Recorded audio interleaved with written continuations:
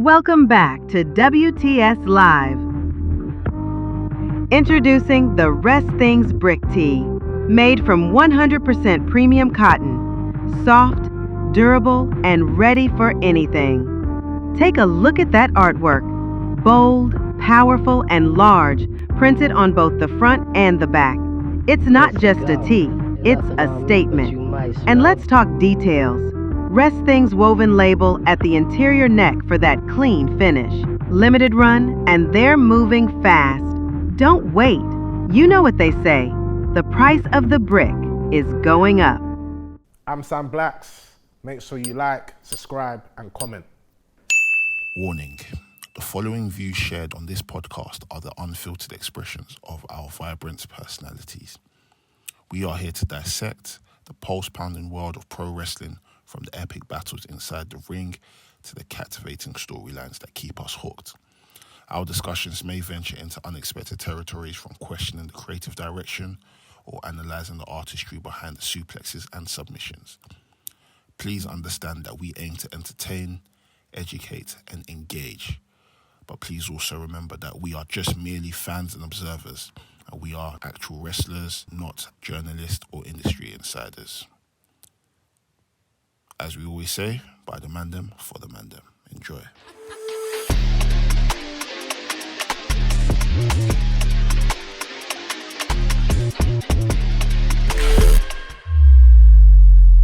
If they reach this final Sunday, I am outside, bro. Yeah, do you know what, I was thinking that the man them wrote in the group channel. I was like, if England do win, they don't mind linking up and watching the game somewhere. Problem is, I want to be at my home. I have to watch the game. And just scream. Oh, England's done it, yeah. Because I'll never forget the time when Bill was in my house watching the I think the Euros, and Bill had to leave my house, yeah. And all I can hear when Bill was leaving the door closed door, fucking black cunts, down, get out the train. They're gonna kill Dom. Then the opposite is if England win, bomber class, bro. Yeah. Bro, that was unified the UK. Bro, I was in Tottenham Court Road when England beat Norway, innit? Bro, I've never seen such unity in this country. Is it? I've not seen so much, bro.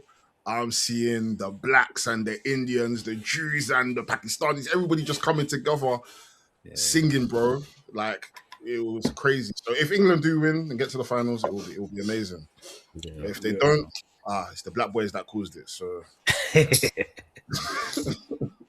Boy. Even I was watching France yesterday, France and Spain. Decent match here, but I was like, bro, France, like, of all teams, man, like, well, one thing I learned from France here, do not take your foot off the gas, bro. They were lacking, bro. And Spain came with a different game plan, man. And just literally just took the game, bro, from the get-go, man. They were, what's the word? They were scared of the occasion. Their last couple of times they've played Spain, they've lost. Spain's beaten them every single time. So I feel like by the time the guy conceded the penalty, Saliba got injured, they were just rattled. Like, it's just like, it's going to happen again. We're going to lose again. And then, Spain proceeded to beat them. So, boy. Hope you guys have enjoyed the World Cup, though, man. It's been a fun time. Obviously, as you can see, we're not in our nice studio this time round. We are at our home. And man, Dole, Mex, and I, and pretty much everyone in the group chat made an executive decision to stay at their houses because we thought going to the podcast whilst recording whilst the game being on wouldn't be fair on us. We need to experience this stuff live, you know. So, and it would be fair on you guys, the listeners, because we want to give you guys good, consistent, quality content. Do you know what I mean? So we'll be back to usual programming next week, but for now, just. Eat the StreamYard, man. Sorry. Yeah, StreamYard's good though, man. Got good quality, man. Got good mics in it, so you guys enjoy that, man. That's right. Episode 331 of the Wrestling Podcast. It's fucking nice. Shout out to everyone that tuned in the last couple episodes. I'll say, had a good episode of Gary Vanderhorn. That guy, he's a legend, man. When I told him he's a legend, man said, "Don't call me that." I was like, "Bro, you're a legend, bro. You need to take these flowers and you need to keep them in your pocket." Honestly. He's done so much for the scene and just basically, you know, he knows a lot. He's been around for time. That Arnold Schwarzenegger story was mad as well, fam. The fact that he was basically an arm's length away from him during the time of his bodybuilding career was quite crazy, man. So yeah, man. Shout out to Gary Vanderhoorn. I can't lie. They'll tweet a post. They'll tweet the tweet the other day. I'm trying to see if I can pull it up about WRESTHINGS and the guest. Del, you got that tweet? You got that tweet tucked in somewhere? Good tweet. Tweet ain't the same no more, man. It's not, man. It's not the same. Where is this tweet? You can't even find stuff, man. Not to toot our own horns, but there's no platform in Europe like WRESTHINGS. Best interviews, best content, best podcast, handsomest niggas in wrestling, and we smell nice. Get on the WRESTHINGS train. No other platform is documenting the past, present, and future like us. I solely agree that, and I'm not saying that because it's me or it's us. Like the last couple of weeks has been great. Not even to say couple years, it's been great, man. The guests that's come on, the work we put in, all that sort of stuff we've been doing. Like people come to the studio and gasp. It's how crazy it is, you know. So shout out to everyone that's played a part in that, supported all the guests that's come on, and hopefully we can do many more and bigger stuff as the year goes on. You know, we've got a lot of time. So yeah, shout out to everyone, man. Shout out to everyone. How's everyone doing though? Not bad. Doing good, man. Doing good. Yeah. Dell's got the blingy on his head. Dell's joined the bad gang. Show them. Bad gang. I've joined the bad gang. Wait until you put your first diamond in your ear. Yeah. I feel like everyone needs to get one now. Sam needs to join the train. This is where the train from. A quick question: when you were about to do it, because I had the same sort of thing. I had a thing. I don't know about you, man. In it, when I sat down on the seat and the woman got the gun and put it in my ear, yeah. For a second, I was like, you know what? I don't want to do it. Why? I don't know. I was like, bro, do I need this? I was like, do I need this? So I was like, it was too late. She went, bang, and I was like, oh, okay, cool. And I looked, and I was like, oh, nice, man. Nice. Even if you don't want it, you just take it out, innit? And the hole will close. Yeah, heard up. Yeah. But I was like, you know, mine was just like, raw. There's really gonna be a hole just chucking inside my ear. But it was mad quick. They done it, just pressed it. I was like, oh shit. Wasn't. I'm surprised you didn't do it earlier, though. Same. I thought you had one. I thought you had airspace. I wanted to when I was younger, but then I just got to a point where I was just like, I can't be asked, man. Because I already got tattoos. I was like, let me just keep it to tattoos. But I saw that everybody on WRESTHINGS is now having it. My younger brother has it. I say, fuck it, let me just drain bad gang, man. Let me just bad gang. Let me be YM the rest of my life now, man. I don't know why you keep saying, let me join bad gang, bro. You got the tattoos first. The real bad gang. You see when you come from an African household, yeah? It's first is the tattoos, then it's the earpiece, and it's the hair. Yeah, bro. That's backwards. Bad gang. You want to join bad gang, so that's backwards. It got to be the hair first. Then no, the thing is, I used to have hair. Then I cut it, then I got the sleeve. So I've done. I'm now officially bad gang. I'm all free. It's just now. Yeah. So yeah, that's a joke. That's jokes, fam. But yeah, man, where do we start, man? Obviously, we've missed out a couple of weeks. In the time that we've actually spoke together about general wrestling, Sami Zayn has become a champion and lost the belt. Sami Zayn has become a champion and lost the belt. CM Punk has returned. MJF has lost his belt. Won the belt. And CM Punk has returned and won the belt. Obviously, this new week is fresh. So Baron Corbin's back. There was a vignette that was played of Big Cass. Let's start off with Sami Zayn first and foremost. I had a bit to say on the group chat because we thought we was gonna do a two-part episode. But with the Sami Zayn championship win, what were you guys' initial thoughts? Because I was a bit like perplexed. Not perplexed. I was happy that Sami Zayn won, but his loss was where I was perplexed a bit like, what the hell's going on? These guys know what they're doing.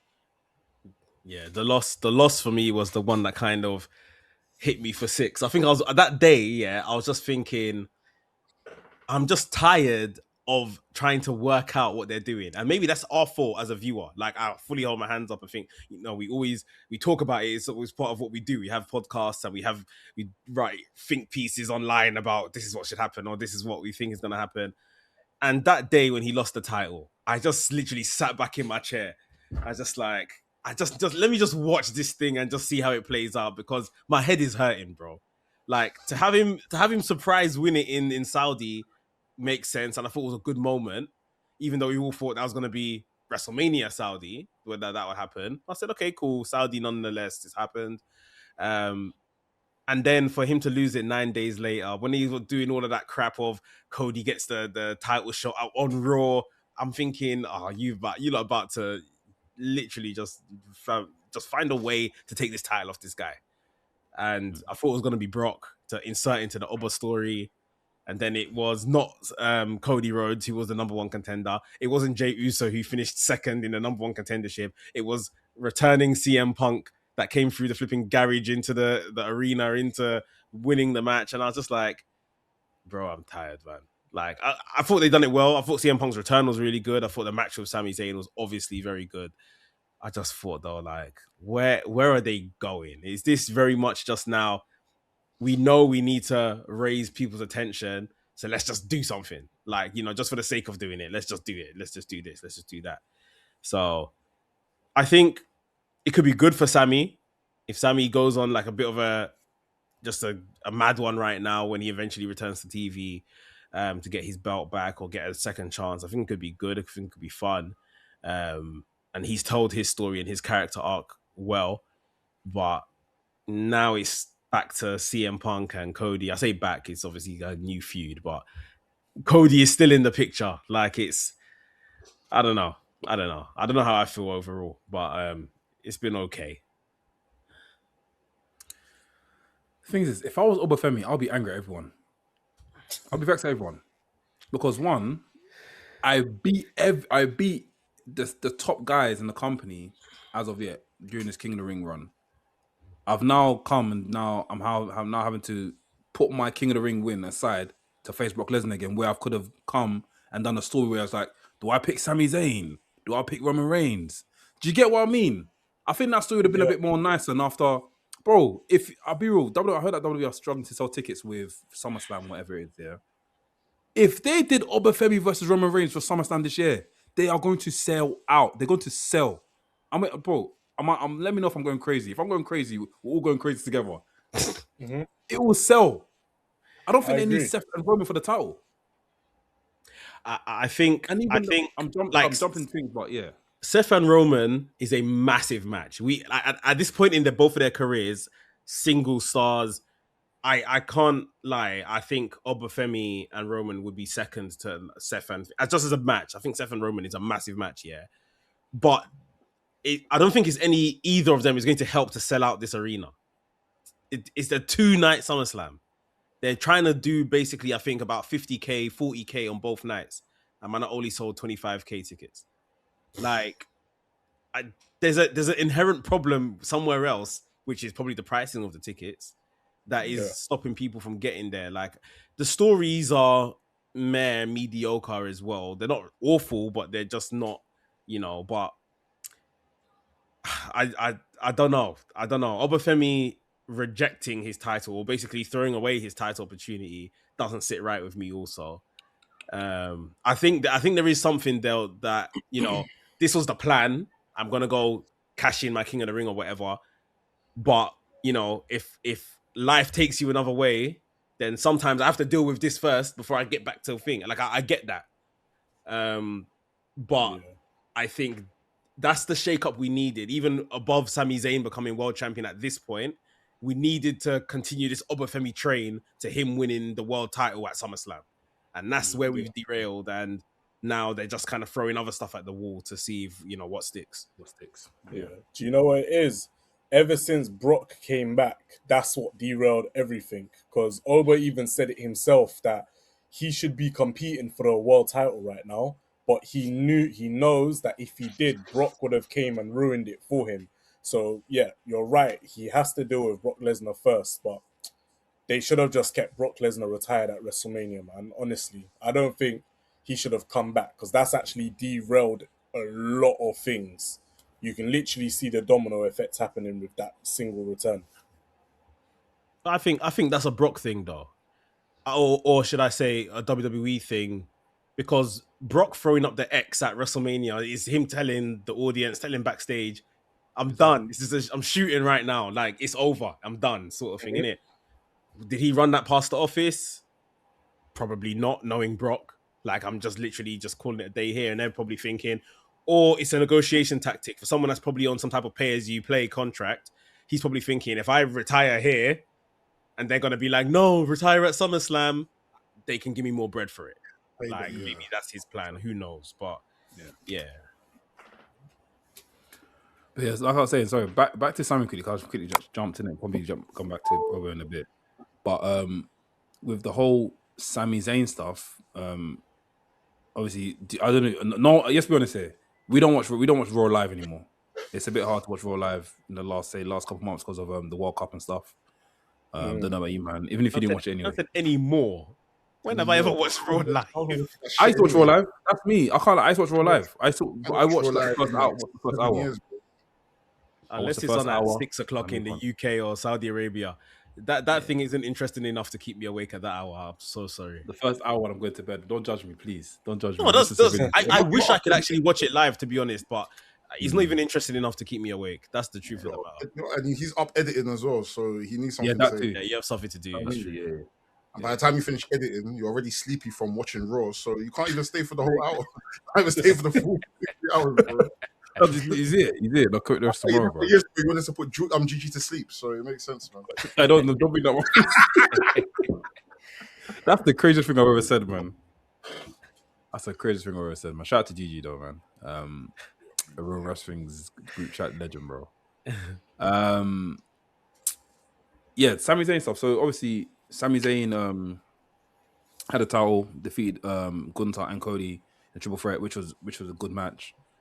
Obviously, then he done this whole thing on social media. His social media game was quite cool. I liked it with him with the belt in this car and him swinging a belt on the swing and that sort of stuff. There was rumors. Everyone was just like looking at him and be like, "This guy's gonna lose the title very soon. This guy's gonna lose the title very soon."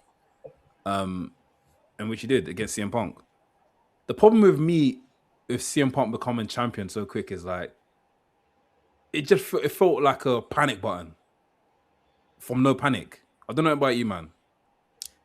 You know, it felt like to me, WCW. It just felt like I can't. Vince Russo thing. Yes, I can't pick out a particular instance in WCW, but it felt very much like we need to hit the panic button, as you say. We've got a big star that can just come in on his return and win the title that night. I feel like I've just seen that over and over again, whether it's TNA or WCW. Like someone just walks back in and wins the title, and that, for me, it just felt like something like that. Yeah. Again, I don't even think it's a bad thing per se. Like I think it's okay, but again, I'm someone that likes number one contender matches. I like people earning their title shots and stuff. Yeah. And yeah, he just walked back in and got given one. On a quick note, I saw someone tweet something the other day about Kenny Omega earned his title shot and CM Punk was given his. Kenny Omega didn't earn that title shot against MJF, did he? He beat Zack at Forbidden Door, but that wasn't a number one contenders match, was it? No. It technically wasn't, but I think it was stated that if he wins, he's going to go for one more title shot. And then obviously they done the he said that though. He claimed it. If he what's the word? He manifested. If I beat Zack, then yeah, I'll go for one more title shot. Yeah. So I'm so he can decide if he goes for a title shot or not. Then he's an EVP in it. But like, yeah, I'm just it's the agenda out there that Kenny Omega earned his way to the AEW World Title, where he had unfinished business with MJF. Yeah. And he wanted it. He had been talking about it, but he didn't earn a qualifying match or number one contenders match or something like that. And to be fair, AEW, they've got 6-7 people that are vying for that world title. Do you know what I mean? So but yeah, the whole Sami Zayn CM Punk thing, I think, like Meg said earlier on, like we do the podcast, we theorize, we do all of this stuff, but sometimes when it comes to wrestling, sometimes we just have to sit back and just wait and just see what happens. Because really and truly, again, I like stuff where it's just like, oh, okay, cool. I wasn't necessarily expecting this. Okay, let's see where this goes. You know what I mean? Sami Zayn winning was very much like, oh, okay, they've pulled the trigger now in Saudi. Cool, let's see what happens. Seeing a lot of the social media stuff was cool. Then he lost it to CM Punk, and then I was like, oh, I didn't expect this, but let's kind of wait and see what the story is. Because I feel like sometimes, again, because we theorize in our head and because we've got such a, I think, especially our generation, yeah, with a lot of these wrestlers that are in WWE now, we've grown up watching them and we've kind of seen their journey. So we've got this attachment to them as compared to, like, let's say when we was younger and there was like a Perry Saturn or William Regal where we'd appreciate them when we're older. So whereas now it's like certain wrestlers that we see on TV and it's like, okay, cool, but I've seen you in PWG, I've seen you in Ring of Honor, so I know how good you are. So I feel like you deserve this kind of title ring. And when they don't get it, it's like, oh, this person's getting fucked. And it's like, generally, we don't actually know what the story is, innit? And sometimes we just have to take a step back and just be like, you know what? Because I feel like with this Sami Zayn, I think there's something bigger at play. I agree. I feel like something Think he wins it back? I think he's going to win it back at some point. I don't know when. I feel like maybe CM Punk coming in and winning that title is maybe solely just for SummerSlam numbers. We need to sell tickets. Yeah, of course. Yeah. So I feel like Cody versus CM Punk is like a break glass for in case of emergency. Let's see if we can try and sell tickets. You know what I mean? Which, I mean, again, I'm not mad at, but I do think there's something bigger at play with Sami Zayn. I do think he's probably going to get another moment. But I think on the other hand of that, again, we're people that theorize and talk about wrestling. Sometimes it fucks shit up for us because it's like, cool, this person has now had a reign. It's like a 9-day reign. Like, naturally, we want better for this person, but then it's like, again, we have to now look on the other hand of like, okay, but there's a story at play. So, but do we now want a Sami Zayn where, let's say, he has 3 of these reigns of he's had a good story, but it doesn't last long? Do we want him to have 4 reigns of that type of reign? It doesn't make any sense to me. So it's like, for this next reign, when he does eventually win, feed us more, man. Right back, feed us more. Give us something. Give us something to latch onto. You know what I mean? Because I don't like the fact that Sami Zayn is a former world champion, and it's like loads of wrestlers. He's a former world champion, but based on what? Yeah, not for the show. Yeah. You press the microphone twice. By the time you hear ding, his reign is done. I don't understand. By the time you got to get your food, reign is done, bro. You know what I mean? So yeah, it's Do you know what it is with Sammy, bro? Sorry, Derek. I didn't go. Do you know what it is with Sammy? It's unfortunate, but remind me of a time in WWE where we've had like an underdog champion that's actually able to defend their title for like a lengthy reign to actually show that they deserve to be champion. I don't think we've ever had that. Now, the last person I do think of is Daniel Bryan when he was a face, but he didn't even get to defend his title because he was injured. Kofi Kingston. And like, Kofi had it for 6 months. Kofi Kingston. Yeah, Kofi had it for 6 months. True.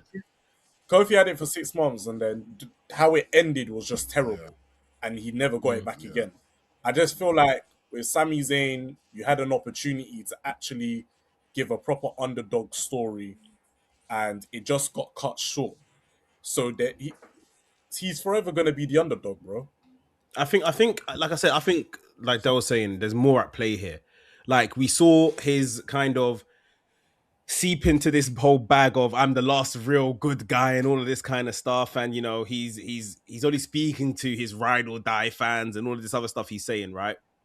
So he's going down this lane of he's basically a heel that can't see that he's a heel, right? That he's behaving like a heel. Christian. Now, yes, exactly that. So now that he's lost the title, he's spiraling. He's here calling CM Punk a motherfucker on their WWE digital and all this stuff. Like he's either going to spiral further and then, you know, attack a babyface and really become a heel with, you know, or but I think it's the play is to get him back to the world title, make him more credible or make him more dangerous, like to change the iteration, change him out of this underdog, like you're saying, to just make him more of maybe a killer sort of thing before he wins the title back. So do you think he has to be heel to do that? Because the thing that I've noticed with WWE is when they want to put the title on someone, they need to have some sort of heel tendencies about themselves. Like, they can't just be like proper, clean, white meat babyface. Maybe Cody to a degree, but like Sammy had the minerals to just be like super clean. And I think go on at defense. I think at that level of the world title, you can be, but you have to be insanely over like Cody. Yeah. People love Sami Zayn, but he's not insanely over like Cody Rhodes. You know, he hasn't got the kids and everyone like that. So is he though? Is Cody really? Oh, you not see what happens when he comes in? Like that? You see when he comes when they play. Over, man. Bro, it's entrance tax, man. It's No. tax. Cody's the biggest. That guy could come out to America. People will still do whoa. Trust me. No, so this is what I'm saying. Entrance tax. They'll figure out to do pyro even if he comes out with no music, bro. They love him. I think Cody is very like. If you look at Cody follows the pro wrestler that WWE loves, like rule book. Like he's clean shaven. He's got blonde hair. He's got America. He represents America. Like that is what WWE want, and that's where Cody Rhodes wins all the time. Whereas Sami Zayn is more of like Sami Zayn's not even American, bro.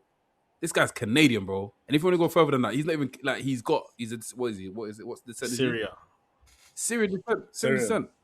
So no, but I don't think even that has anything to do with it. I feel like Sami Zayn is one of them guys. I work hard. I've done everything by the book, but I'm still not getting the rewards that is technically promised. The American dream. I've gone to school. I've done my homework. I've got good grades. I've got accomplishments. Well, I'm still not getting rewarded. A man's left the company, started a rival company, come back and been rewarded. This was not a part of the curriculum. You're doing Sami Zayn's promo. Right. That is exactly Sami Zayn's promo. That's his point. Yeah. You're right.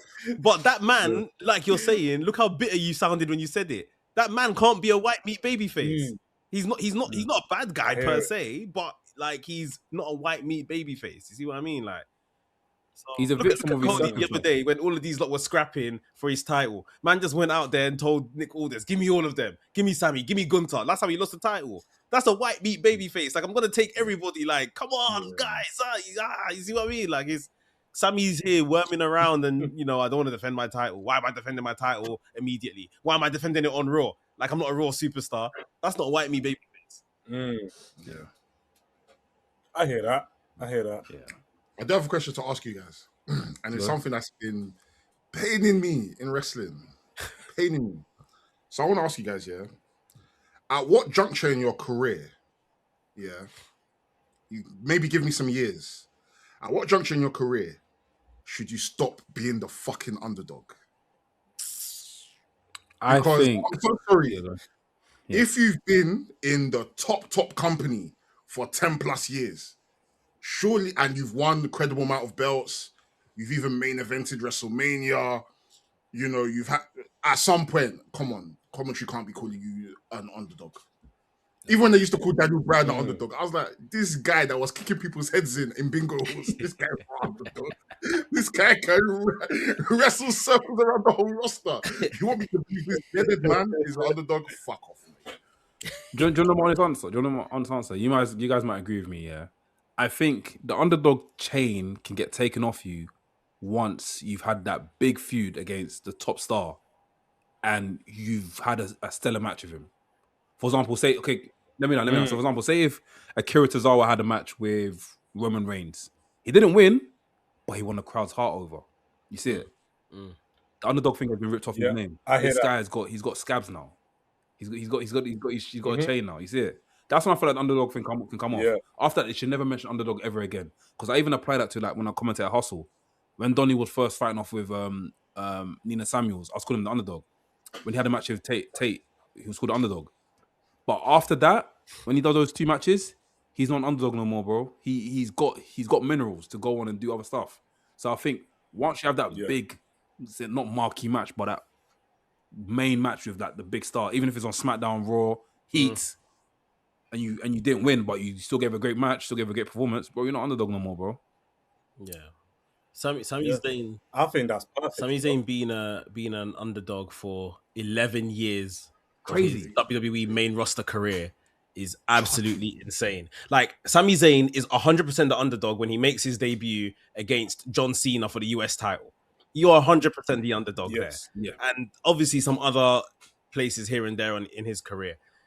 The underdog thing, to your point, Anafi, and to your point, Laps, around, him being over, or how over is he?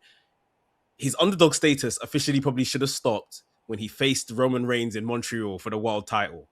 At the end of that bloodline story. He has never been more over since then. That match where we all knew Roman was going to win, but it's just, that was the biggest what if. What if Sammy gets it done here? And he came close and Roman still won. And yeah, obviously he went on to then main event WrestleMania, won the tag titles with Kevin Owens. But then that's when you're no longer an underdog. Even the fact you main evented WrestleMania and won tag titles, you're no longer the underdog, bro. And they've held that tag against his name, and it makes everyone still ask the question: is Sami Zayn a guy? Should Sami Zayn be in the world title? Like, this is a man, like Del said, his CV can't track to most man's. Like, it's crazy, but we're here calling him an underdog, a 40-something-year-old man. Bro, underdog at 40. It's not even like you like. If this was his first rodeo, where in his 40s he's just arrived. Fairs, because you're new to this. You've never been here before. Do you know what I mean? You're used to Morley's, you're used to Pepe's. You're not a young rocker will have you shaking, do you know what I mean? But come on, you've been going to Novikov for 10 plus years. All of a sudden the bill comes and you now can't pay it because you're now being deemed you've been coming here. You know what I mean? I just feel like, of course, do you know what? There's context when it comes to the underdog, do you know what I mean? If it was a thing where you're like a 10, 15 plus year vet and you've had your first world title match, then I can understand. But Sami Zayn is someone that has won many mid-card titles, has been in very high prominent feuds, has been at WrestleMania multiple times. That's not someone I can call an underdog. Yeah. Bearing in mind, he was leader of a faction with, what's his name, Sheamus and Shinsuke. Come on. You're these man's guy and you're underdog. Man. I mean, I feel like sometimes, do you know what it is? Especially when it comes to a lot of these older guys, I feel like it infantilizes them. It makes them feel like kids. It's like, bro, these men have actually been about. Like, these men have actually been about. So why do we keep using this tag underdog when it's like, that doesn't even make sense? Like, they've been here before. They've been in something. It's because they have. It's because they have nothing else to describe themselves as. There's dictionary. Underdog's the only tag that they can give themselves. Bro, find some synonyms, man. What the heck? Prize fighter. That's a lack of. Do you know what it is? That's a lack of character development. If they just use words like underdog to describe who they are as a person, that person needs better character work, because that's not on. Like, man's 40-something years old defending the US title against Trick Williams at WrestleMania, and he's the underdog. How? Bear in mind, this is Trick's first WrestleMania. Bear in mind, this is Trick's first WrestleMania. Doesn't make sense. Like, Trick Williams is meant to be the underdog. Yeah, man. I just feel like someone's gimmick being an underdog when they're 30 years, 20 plus years into this. I'm just like, guys, come on, man. Like, let's be a bit more creative, man. And you know what's interesting about Sami is he's the most experienced out of majority of people. He's done most things most wrestlers haven't done. If we're talking WWE time, the moment he came out to face John Cena is when that underdog title should have been gone. Should have never heard about it again. It should have never carried over until he won the IC title from Gunther. Even in that aspect as well, like, he should never have had that title again. Should have underdog title. But even to that point, that proves what you're saying. Like, you can only be an underdog in a situation. I'm coming to face John Cena first time on main roster. Coming to face John Cena first time main roster for the US title. I am the underdog. I'm facing a 666-day champion in Gunther for the IC title. I am the underdog. Yeah. I am not perpetually an underdog for the next 10, 11 years. Underdog from the underground. What underground? Where? Marylebone Station, Houston, where? What underground? What are we doing here? Even if you look at other sports, even look at other sports, you look at the World Cup, right? You see a team like Cape Verde take on Argentina. Right. They're right. Cape Verde is now the underdog because it's their first time meeting Argentina. It's their first time in the World Cup, if I'm correct. That makes sense. But next year, Cape Verde are not underdogs no more, bro. They've proved themselves. You see it? Cape Verde will be the underdog if they now make it to the round of 16 because they've never been there before. Yeah, so I can understand that. That with the underdog title, there needs to be context. But like Mike said, you can't be the underdog from the underground for 10 plus years, and then you're facing I don't know. You're facing Mason Rook. Come on, man. Come on. If you've challenged for the IC title, you're no longer an underdog. If you've challenged for the US title, you're no longer an underdog. If you've challenged for any title, I'm sorry, you're not an underdog anymore. Bearing in mind, most of big the dog. most of the roster from WWE all come from the PC. So when these lot were in uni, Sami Zayn was in Japan facing Kota Ibushi. He was already 7+ years in the game. So in my head, I'm like, it's not even adding up. Of course, again, this matters, story matters, even though he's been wrestling longer than Roman, but Roman has been to how many main events? So in that aspect, he is the underdog because he's not been here. But if I talk skill-wise, bro, then they're neck and neck. Do you know what I mean? But yeah. It's just something that's been bugging me. I've just been seeing people call underdog, and I'm like, guys, It's annoying. Context matters. I can't call this guy an underdog when he's facing Grayson Waller. Let's be real. Come on. Underdog There was something. Man's got 5-star matches on YouTube. I'm just trying to find it. I don't know if you man saw it. There was some stat flying around when Sami Zayn won the world title. They said like he's the first PC talent or first NXT talent to win the world title, or there was something to that effect. Wait, didn't Kevin Owens win? Oh, Kevin Owens didn't win that title. Or maybe what was Kevin Owens won the Universal, wasn't it? Yeah, he won the Universal title. Maybe was it the first? Maybe it's the first. I'm trying to think. Is it the first NXT champion since maybe another person? The first champion that was from the PC since another champion. I don't know. So I feel like the last time we had a champion that's come from the PC was probably Braun Strowman, if that, or Bray.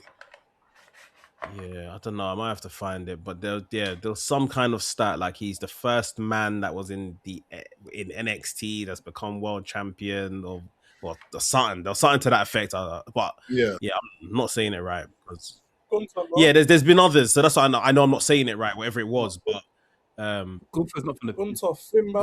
I was gonna say is Gunther from the PC. As at home, I'm talking about homegrown. Well, he's not. Sami Zayn's not homegrown. That's the thing. Yeah. Like I have to find the stat because it was something particular that they said. Yeah. But yeah, obviously we saw the return of Baron Corbin as well. When I saw, I was like, oh wow, Baron Corbin's there. But nothing that kind of rubbed me wrong. I was like, wait, what the hell is wrong with that title? Have you seen the new USA belt? Trick Williams got the fur on it. The furry thing. Yeah. I feel like, guys, let me know if I'm being a bit. I feel like when you customize a belt, I feel like you need to go the whole way of the customization. As in, like cool. MJF done a little thing where like he added a Burberry thing in it, which I didn't mind. But a belt like that, I feel like Trick's got to make it his own because it's Trick Williams. The furry thing doesn't bang. I'll be real. I think that's just me. Hey, I don't like the precedent that it sets, because now everyone will start customizing their belt once they win it, and you forget what the original belt looked like. Nah, I personally, for me, I'm not a fan of that. Keep the belt as it is. The belt is the belt. Like I feel like it works in AEW because when people win like the TBS belt and they all get their own customized belt, I'm just like, you know what? It's kind of fly. Like I like it. Yeah, it kind of adds personality to that belt itself because it's like this is the belt. Once someone wins, they get their own custom one. Do you know what I mean? Like Jack Perry when he. I'm gonna be real though. You see, if you cop a car and then you start customizing it, does the value of it go up or does it go down? Majority of the time, it goes down. Someone's put fur on the United States title. I don't care how expensive that fur is. The value has dropped. I wanted real leather. So when John Cena won the spinning belt, did the value go up? It went up. Look how long it lasted. That's because everyone. Did you expect him to say anything other than what he just said? I didn't. Did you expect him to agree with you? The spinner or the normal spinner? Not the USA, but the WWE title. Yeah. That belt was ass, man. They should have got rid of that. You know what? Okay. I like. I think like John Cena. I think John Cena should have just had that as a belt, but I don't understand why everyone else had it after that. Yeah. because it was drippy. Lazy, innit? They should have changed it straight away.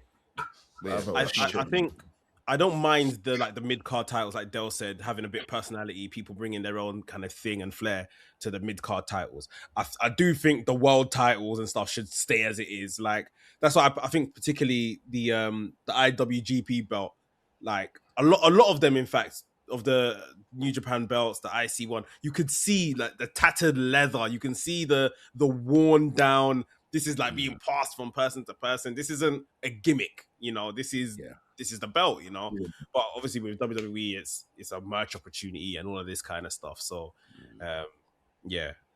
it's I think to Anafi's point, they probably should have done something additional to the plate itself. But yeah, I don't mind it. It's trick in it. It's whatever. Yeah. Shout out to Trick. Obviously, Baron Corbin coming back. What's your guys' thoughts on that? Why did he come back there? I don't mind him coming back. I like Corbin, but why did he come back there in that match between these guys? To boost the mid-card scene, innit? No, but I think Mess is talking about that particular moment in the match. Like, you're talking about the end of it? As you're talking not about, even necessarily the match, just in between these man's feud. And like you're saying, mid-card, I think that's the problem for me. Because even as they're kind of advertising Big Cass to return now, we don't know if that's with Enzo right now. I don't think it was clear, not to me anyway. But like, if you're bringing these people back in, present them in a higher place than where you left them. You see what I mean? Yeah. I'm not necessarily saying world title, but just maybe give him a former world champion as his first bout or something. I don't know. Like, to put him literally right in the midst of what would be a number one contenders situation if Carmelo won for the US title.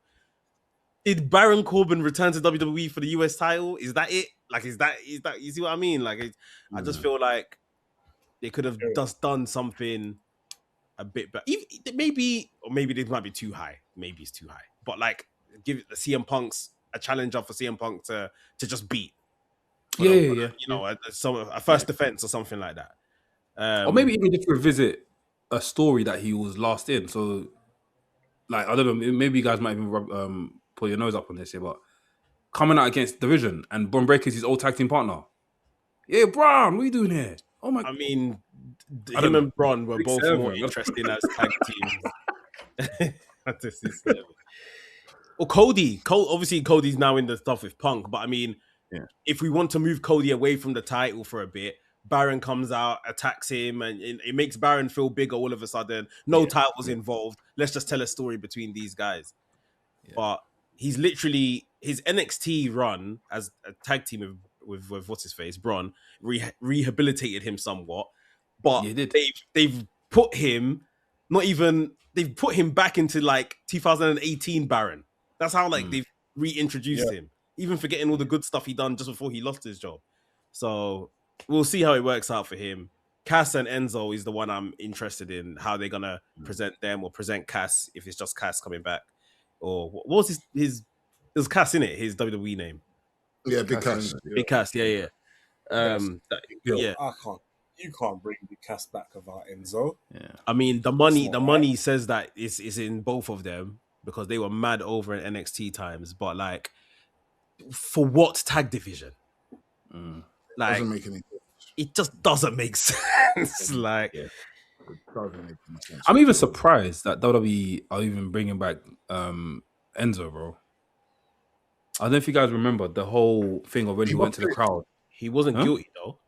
He wasn't guilty. He was case. No, I'm not talking about that. I'm not talking about that. No, not that one. I'm talking about when he went to the crowd. The whole thing, we got banned from the arena. We got banned from the arena. I would have thought that would have stained him. That's cack, man. Triple H is in charge now, isn't it? That man is money. It's money, innit? Yeah. And if they can get like a good kind of 2 to 3 year run out of Enzo and Cass, maybe as a tag team, if that's what they're gonna do, then it's just money to them, innit? Because like them man were proper over. Yeah. I can't. I'll send the man to Mexico, man. Send them to Mexico. Send them to Mexico, man. That's all the good shit, man. Because really and truly, like you said, the WWE's tag team division is nonsensical, and it's even got me thinking as well. Like just in general, when it comes to like wrestlers re-signing, of course, I'm sure there's like an amazing bag that comes with going back to WWE. But at the same time, like you mentioned with Baron Corbin going back, and it's like 2018 Baron Corbin. Like, it just feels like there's no real inkling of, okay, cool, we're now gonna try and move this person forward. Like, I feel like in recent years, the only person that's re-signed with the company and has been on like an amazing trajectory is the Golden Boy Cody. But everybody else, they've either come back and they've had some sort of shine, or they're worse off than they were before. Look at Andrade. Andrade's run, bar the stuff with Carmelo and the tag team stuff he was doing with the tag team stuff he was doing with Phoenix. It's like, okay, what's with Miro? I know they're trying to light up Miro a little bit, but even then, they're not doing this with him. It just feels Zack Ryder, Matt Cardona. It doesn't feel like they're doing this with him. So in my head, it's just like, at some point, do these wrestlers not know what they're signing? Like, or is it that they're being swindled and just like, yeah, you know, this is what we're gonna do for you. We're gonna bring you back in. You know what I mean? Maybe Triple H don't do that. Bring you to SmackDown. Like, I really don't understand, because really and truly, it just feels like the people sign back with WWE and they just lost. But then when they go to when they go to the Elite, complete rehabilitation. Generally, week to week, they're having banger matches. They're in decent storylines. It just feels like we're seeing something completely fresh. Whereas now it's like, okay, cool. Someone will resign with WWE. Oh, okay, cool. Nice return. But then a few months later, it's just, okay, what's next? What's next? I want them to change my mind. So I really like Baron Corbin. So for Baron Corbin to go to WWE, that guy, I know he likes money. So they must have signed him for something. Do you know what I mean? The Wagyu beef he prepared that following Saturday. The Wagyu beef he put on the grill the next Saturday. Yeah. They've probably given him whatever the likes of Sheamus rejected. Sheamus is leaving, so whatever you're gonna be a mid carder. Like, you're not. You maybe you'll feature here and there, and it's guaranteed money in it. So it's like, instead of me suffering MLW and doing busted open to kind of make it all kind of make ends meet, let me just go there and sit on the bench, eat catering, go on TV every now and again. When they release me, and then it's fine. It is what it is, isn't it? Like, never bought it. Actually crazy. But yeah, man, what do you man think about Sheamus leaving, man? I think that's crazy. It's crazy. Crazy, man. Crazy stuff. And like I said, you could do everything right. You could follow the entire curriculum, and you still may not get the reward that you're after. Sheamus's one though is probably very injury affected. His injury record over the last few years has been abysmal. Like, if you put it in Laps's terms, like, he hasn't been attending class. He's been missing a lot. There's been a lot of A's for absent in the register. There's been a lot. When he's there, he's brilliant. He's great. Obviously, he's got his little series, which I think is in cahoots with WWE anyway. That is, the sort of workout. Yeah, but now what's her face is doing it? Ivy now. So what? Ivy now does. She's got her own thing with a man. Yeah, I've seen that. Yeah. Oh wait, WWE tapped into that. I don't think they have officially, but not yet. But probably soon, innit? They can. Yeah, they probably might. So yeah, he's just someone that's been there for so long. He's been so good, but ultimately, if the injuries have been stacking up, and then you're asking to resign, and then they're saying, "Well, you can resign, but for a fraction of what you want," because your availability is poor. Of course, it's not gonna work for him. So, but yeah.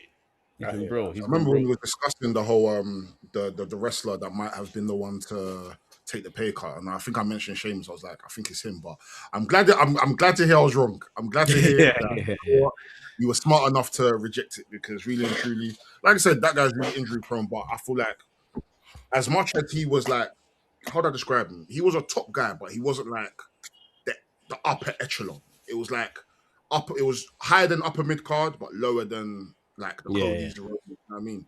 And I just feel like, regardless of what he decides to do next, I think he needs to go to New Japan. I think more than One-off anything, matches here and there. or just go to New Japan, just go do a tour and go and scream fella in Japan, man. Because I mean, the obvious one would be him going to AEW, but again, I just feel like we don't need to see that at this moment in time. Just go have fun. Just go and fight people. Go and face people that we don't expect to see you facing. Then maybe in the next 2-3 years, if you know you've got like a last run in you, yeah, go do AEW, man. Go do the Continental Classic. Have that as your final run. I I think bet he's gonna come out all in. I think he'll be there all in. No, Him and the New Day. Yeah, I think the New Day will show up at all in as well. I think there'll be two. no. Honestly, I think They got no business. they want all in to be like something memorable because potentially I think this might be the last all in London, bro. It's getting too much. So if they're gonna do that, release them. Release it. Bring them all out. Bring them out. Bring them out. Bring 'em out, bring 'em out. Honestly, I bring 'em out. think New Day for sure could debut at All In, and for all of them people that were released earlier this year, we're now in the July was their 90 days, so we're all within the spectrum of them turning up somewhere now. Yeah. I think New Day for sure could be someone that turns up at All In. I don't think Sheamus. I think 100% if he's fit and healthy too, he should go to Japan, because I think with that as well, there is still a road for him back to do other WWE stuff, like maybe ambassador stuff and presenter bits and stuff like that later on. Like he fully lives in America, his wife is here, everything. Like I think he can just come back to WWE, have a Hall of Fame. You know, they can give him something to do. Yeah. But I think he potentially begins to burn that bridge if he turns up at AEW. Yeah. So Japan is safer for him to go to, have some banger matches there. The tour system as well will work because you don't have to constantly be, working like that. He can still take loads of time off. I think that'll be best for him if he is fit and healthy too. Yeah. Let's see what Sheamus ends up, man. Let us know in the comments, man. Comment on Spotify as well, bro. Spotify, YouTube, stuff. Let us know what you think Sheamus ends up. Now to good wrestling, man. I'll say wrestling that I pretty much enjoyed last week.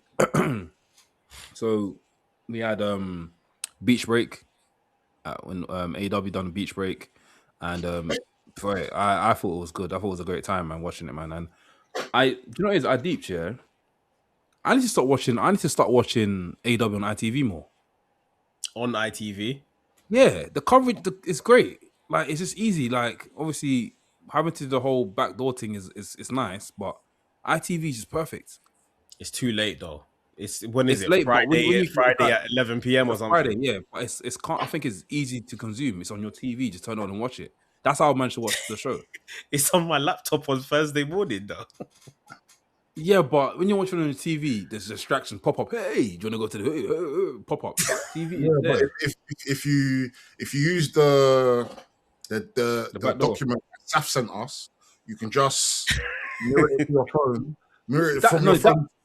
The TV. That's also good as well. That's also good as well. But in terms of like the clarity and all, it's good, man. It's good to watch. It's the TV experience that you're looking for. That's just me, man. I've the last couple months I've been trying to like watch TV again, innit? Whether it's a show, TV, like show or some sort of documentary, I'll try and watch it rather than watch on my computer and just like get distracted. So it was nice watching it, man.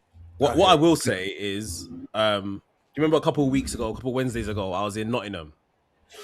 In my hotel room, and I flicked on the TV when I was eating my Wingstop, and Collision was on Wednesday in Nottingham, 10 p.m. I think this was after the England-Ghana game. Oh yes, yeah. And it was the segment where it was the match where Maya had just beaten Athena, and Mercedes came out, and I'm just looking at these women doing their thing, and I'm just thinking, this needs to be on TV in the UK now. Stupid thing to say. I'm watching it on TV in the UK, but at a better time, more closer to when it's just happened live. Like it was good. It felt good to watch these people on TV. Yeah. So I think that's what you're trying to get at. It feels good to see these guys on TV in it, in our country. But I feel like it just comes out too late to when it's actually happened. Like Collision happens on what, a Saturday night? Saturday, yeah. A Saturday in America. Why am I watching it on Wednesday in the UK? Yeah. I can compare it to TNA back in the day. I remember TNA when I used to watch TNA. I used to watch it on like the wrestling channel or Bravo or something, and I'd be like, "Bro, where can I watch this pay per view? Like, where can I watch this fucking pay per view?" Like, and after they'll show the highlights of the pay per view, and I'm like, "Oh, That's okay, true. cool."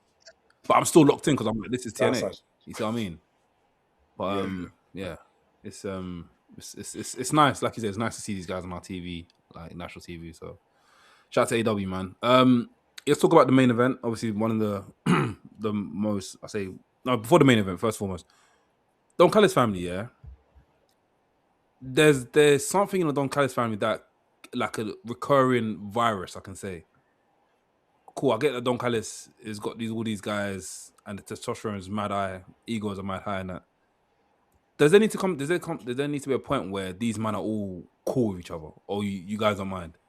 Because I feel like there's always going to be some sort of friction between someone. Like I saw something between Carl Fletcher and Kevin Knight when Kevin Knight came, and obviously in Carl Fletcher's defense, Kevin Knight was a bit of a dickhead doing that, coming out and cutting off his parade and stuff. But do you feel like we need to get to a point where these men just like? That's the point. That's the point. The family is run by ego.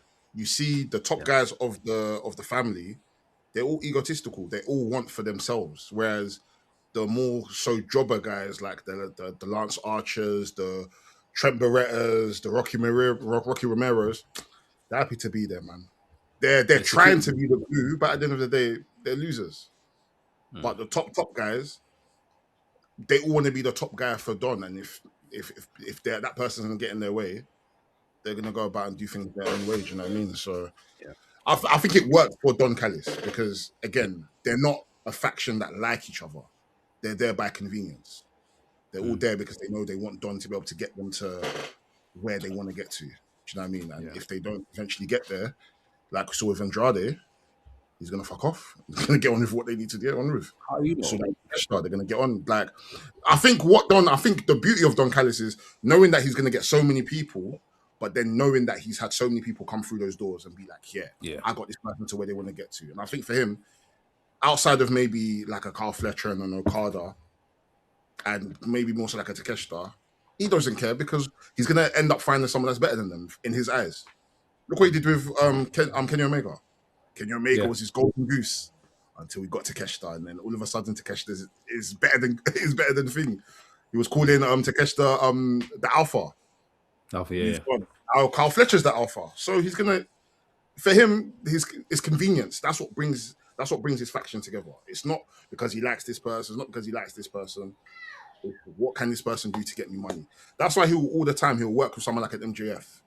Because whether these people are beefing MJF or not, he don't care because MJF is paying a good bag to help. Yeah. So in his eyes, it's like, guys, we have to think about what is getting us to that next level, and it's money and titles. The bigger picture, isn't it? For him is just the bigger picture, and it's literally a painting of him and everybody around him. He made the Last Supper painting, and it wasn't he the Jesus Christ in the middle. Yeah. Crazy. He's like. Callis is a carny, like 100%. Like he is a carny, and the Don Callis family they're just a bunch of fantastic fools that are being swindled to be here. This, like, the work that they're doing is brilliant, has been brilliant. His biggest claim to fame is helping Kenny Omega become AEW World Champion. Yeah, that's how he's getting them all in. Look what I did for Kenny's career. Yeah, he hates Kenny Omega and wants Kenny Omega dead every time he speaks about him. Like, he has nothing good to say about Kenny Omega. Like Del just said, Takeshita's brilliant. Takeshita's this, Takeshita's that. Takeshita was the first to join the Don Callis family. Now look what he thinks of Takeshita. Like, I think everything is great. For me, the one thing I wish they would kind of control a bit better is the separation clearly between who are the top guys in the Don Callis family and who are the jobbers. Like, even my man just coming back. What's his face? Wolverine Don. What's his name? Brian Cage. Brian Cage has just come straight into the jobber half of the Don Callis family. Like, he shouldn't. He shouldn't. 100% he shouldn't.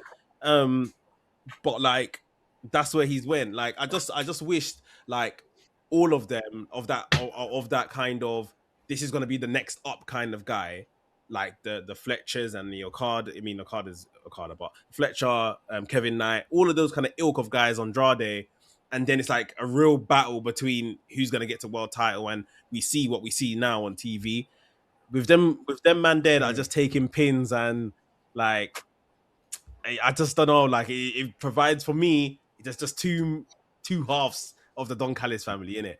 Yeah. But yeah, I enjoy their work. I think they do some good stuff, man. Yeah.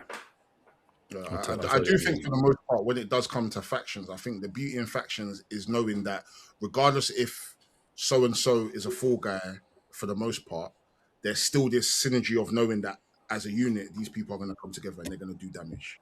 I mean, I love Rocky Romero. I love Trent Beretta. I love Lance Archer. I love Brian Cage. For me, if I had the pen, these are not men that are generally going to be taking pins all the time. Yeah. Because I know if I want to build a faction and I want to push a faction, I'm going to make sure that at least beating credible people, not just on a Saturday in Collision where they're facing Gary from Saskatchewan, Canada. Like, come on, like there just needs to be a better booking. Like Meg said, there's two halves of a faction. It shouldn't feel like that because the best factions are always the ones where the top guy and the bottom guy can come together and they can win matches. That's why I think people love Bullet Club so much, because someone can be the shits, Chase Owens, but they know if Chase Owens is teaming up with Kenny Omega, it's a dub. It's a dub, bro. Do you know what I mean? So, yeah, but like I said, I love their work, man. Do you know what I mean? And with the Don Callis family, as long as Don is alive, even if everybody leaves him, he'll find people, and there will always be a Don Callis family. So, I think that's just the beauty of the Don Callis family. It's not necessarily dependent on the pieces around him. As long as he's there, he'll figure out a way and he'll make it happen. To that point, though, I hate what Daniel Garcia has become in the Death Riders. I can't stand it because that guy was on a level of trajectory, like, and he's just become like right hand to Utah, what's his name, Wheeler Utah, and like they're just like Wheeler Utah's the fool guy, for instance, over there. But now Daniel Garcia is losing bears as well. Like, yeah, I just feel like more could have been done, should have been done with Daniel Garcia. Yeah. Still young, of course, but like he hate to say it, man. Hate to say it, like it's annoying, it's frustrating. Yeah. Like you'd expect him to join Death Riders and just literally like go on some sort of killing spree and win belts immediately. You know, and that will remove him because at the moment right now he's in underdog territory. Look at the coaching they've put Will through to get Will where he is. Why didn't Daniel Garcia demand that coaching? Yeah, I'd be fuming. I can't lie. I'd be fuming. You just brought this new guy in. Look at all the work you guys were putting for him. When I came in, you guys didn't even give me that grace. And I think Daniel, like as a wrestler, I think Daniel Garcia is excellent. Like what him and Wheeler Utah have been doing together as a pairing, I think they've been doing excellent. I just think where a lot of the confusion comes in with him is this whole booking of, okay, cool, there's no real direction of what we're doing with him, but then because the overarching story with the Death Riders is, are they heel, are they face, it's like we're not really allowed to kind of like cement, okay, what is it, what's the actual plan for these guys? Do you know what I mean? It just feels like John Moxley's story and everybody around him is just having to be collateral in regards to wherever the story is going, which I don't like, because John Moxley can still have his own story, but that doesn't now mean we can't do something for the likes of a Wheeler Utah or a Daniel Garcia or a Marina or a Claudio or a Pac. You know what I mean? Yeah. I even just deeped. Daniel Garcia was very much, if you can't beat them, join them. If you remember, he kept having those matches against Moxley and kept losing. So he 100% should have went through some level of training to be of a level to beat Moxley upon joining the Death Riders. Yeah. But he just joined them and it's like, okay, I'm a loser, so I'm going to just join them. I can't beat them and let me just chill. Yeah. Even the fact in some of the matches, he's been dancing as well, man. I'm like, oh, God. He's back to dancing. We grew from this. I thought we grew from this. Like, what the hell? Yeah, man. It's mad. Daniel Garcia, man. MJF and Kenny, man. Honestly, this match was epic. If you haven't watched this match, go watch this match. This match was great, man. And what can we expect? What shall I say? It's expected.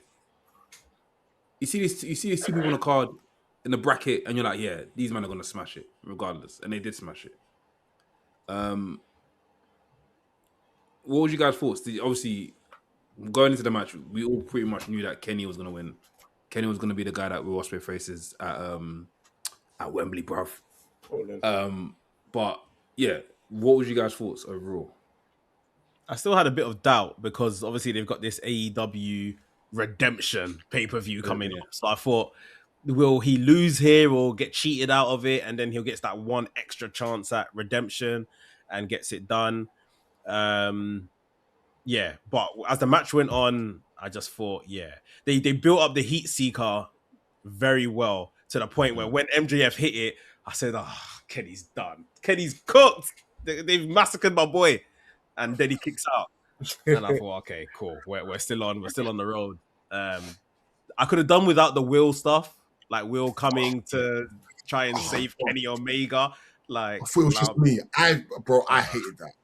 I could have done without it. Hated that. I thought he was a Death Rider. He is. He's got the patches in his pants now, so he's a Death Rider. But it's weird. He's like a tweener Death Rider. Like, he's got the attire, he's wearing it, but I don't know, like he's not doing Death Rider he's things. lukewarm. In laps talk, he's like wearing another school's jumper, but I don't know if he really goes there. I don't know if he actually goes to that school, but he's wearing their blazer. But yeah, done without it, but yeah, it's great. This match was brilliant, and if anyone has ever had any doubt about how good Kenny Omega is, this guy might be the greatest of all time, man. I'm so sorry. This match was absolutely excellent. I think one of my favorite things about this match as well was the struggle. Seeing MJF like actively fight out of trying to get hit with the one-winged angel, because obviously with the last time they wrestled, like MJF only kicked out because it took the referee time to come out, count the pin. Yeah. So him like showing the fear of, if I get hit with this, I am cooked. So the amount of times where he was prepared and he fought out of it, and just the match was just brilliant. Even the gear that both of them wore as well. MJF was wearing the Bam Bam Bigelow tribute. Tribute. Kota Ibushi tribute. Like it was an absolutely excellent match, man. Really, really fun. And even the table bump that MJF did as well. Oof. Yeah. Ridiculous. Mankind-esque, man. Yeah, it was dope, man. Like I said, I probably would have done without the Will stuff, man. I can understand, again, like we said, we have to sit back and kind of see how things cook. And I'm sure there's going to be still some sort of program between MJF, Will, and Kenny moving forward. But yeah, I just think it could have done without it. But then watching Kenny kick out of the title shot when he got hit with the belt in one, I was just like, yeah. I was punching the floor saying, yeah. Punching the floor. No, really, really good match, man. Honestly. Yeah. No, great match, man. Great match. And like you said, it's the reason why Kenny's in my top 5, man. Honestly. And MJF is also another guy I can also say he's without MJF, I can't give Kenny everything in it, but MJF was also one guy that played the good part in it. So. Listen, AEW, man. Whatever is in Tony Khan's purse, whatever MJF asks, give it to him. 100%. Give it to him, man. I'm sorry. MJF can't leave AEW. That guy can't go. Like, generally, this year has shown me that MJF he's the best in the company. He deserves it. Yeah, he's generally the best in the company. He has made AEW so exciting this year that if he leaves, it's either going to be long for MJF because we don't know what WWE are going to do with him, or it's going to be very, very long for AEW because WWE know what to do with him. So if I'm AEW, if I'm Tony Khan, open the checkbook. I think if MJF went to WWE, I think like what we're seeing for Cody, I think we could see for him obviously as a heel, but like a nice extended run at the top. Like I think if Triple H is even still booking by then, like it could be Reign of Terror-esque. Like I think we could get something like that. I think he would be in safe hands in WWE just because of how much they'll have to pay him. They just have to get everything right, you know, one of them ones. But I wonder just what's important to him at this point. Still going to the place where, you know, you loved as a child and kind of came up in the business. Is that still important to him the older he becomes? You know, he's a 30-year-old man now. Does he still care about trying to kind of appease the child within? Or is it like, I've made this company something, I'm a real pillar of this company, AEW. Should I just stay here for my entire tenure, sort of thing? Like, it'll be interesting to know what's important to him. I wouldn't mind seeing him in WWE, but like you're saying, Del, if I am Tony Khan, every time we sit down to renegotiate the contract, it's a blank check situation.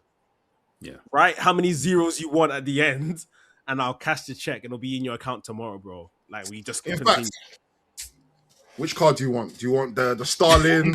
You want the Mongo? You want the Crew? Which card do you want? Just take it, MJF, and go and spend. Do whatever you want. It's unlimited. Man. I'm telling you, I'm doing that. Just give him your bank cards. Because really and truly, if I'm a booker, I do not want that guy to leave. I can't let that guy go. I'll even give him creative control as well. Yeah. To an extent. I mean, I'm sure he does now have some level of, you know, creative control. But that's also the thing, like, he's someone that he clearly gets it. Like, okay, I'm gonna lose to Kenny Omega here. These are my plans going forward, or whatever the case is. Like, seemingly not kicking up a fuss. Like, yeah, I think he's brilliant, man. Yeah. And then having to go to WWE and leave that's a different MJF. Do you know what I mean? So yeah. But again, it would be interesting to see him in WWE and kind of see how WWE handle him, because anything other than the Cody treatment is mishandling. Like, it's mishandling. It's true. And of course, anything can happen within 3 years in that first contract. But at the same time, as fans, you want to see someone given the right push and given the right storylines. If it happens like 2 years into his WWE career, it's like, what's the point of him leaving if we know that we could have eaten an MGF Kyle O'Reilly redemption pay-per-view? Do you know what I mean? And then we're getting MGF versus Otis fighting over Maxine on a pole. Come on, man. let's be guided, man.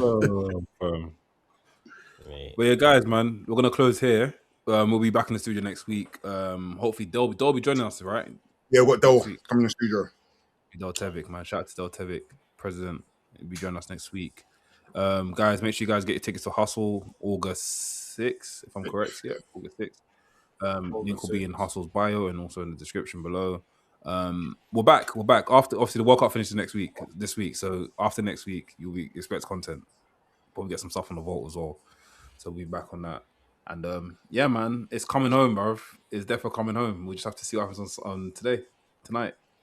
Is it? Right. Yeah. I've been Anafi. Max. I've been Loud Boy, wrestling podcast, coolest wrestling podcast in the world, by the Mandem, for the Mandem. It's coming home, bruv. Bow. Hey guys, what's going on? Hope you guys enjoyed the video. Make sure you like, subscribe, and comment. And also, become a member. Join the team.